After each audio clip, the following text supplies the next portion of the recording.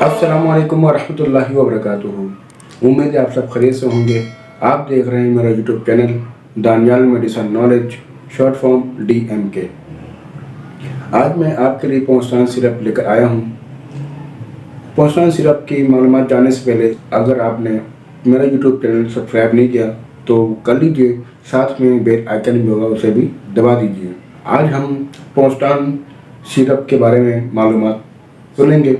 अब हम पोस्टान सिरप के फायदे सुनते हैं। सर में दर्द हो, दांत में दर्द हो, पूरे जिस्म में दर्द हो तो ले सकते हैं। इसके नुकसान आप सुन लीजिए। सर में दर्द, कब्ज, सीने में जलन, भूख में कमी, गुनूद की घबराहट, ये इसके असरात हैं। इसका लेने का तरीका आप सुन लीजिए।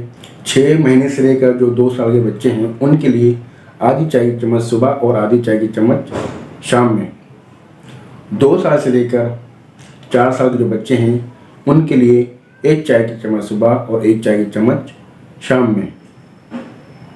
4 साल से लेकर जो 6 साल के जो बच्चे हैं उनके लिए 1.5 चाय की चम्मच सुबह और 1.5 चाय की चम्मच शाम में। 6 साल से लेकर 8 साल के जो बच्चे हैं उनके लिए 2 चाय की चम्मच सुबह और 2 चाय की चम्मच शाम में। छोटे बच्चों को, जो बिल्कुल छोटे बच्चे हैं, 6 महीने से लेकर 2 साल के बच्चे या फिर 3 साल के बच्चे, वो बोल नहीं सकते, उनको दर्द वगैरह हो तो बेहतर है डॉक्टर से पूछे बगैर इस्तेमाल ना करें।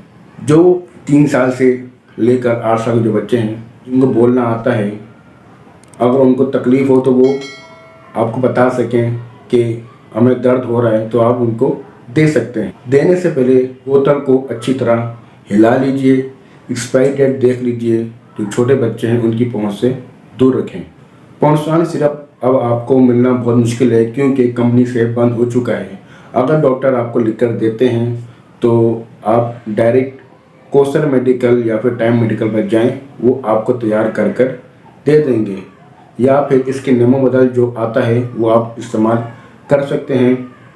रूहानी इलाज आप सुन लीजिए। वल आखिर 11 बार दुरूद शरीफ पढ़ें, उसके बाद 111 बार या सलामों का व्रत करें।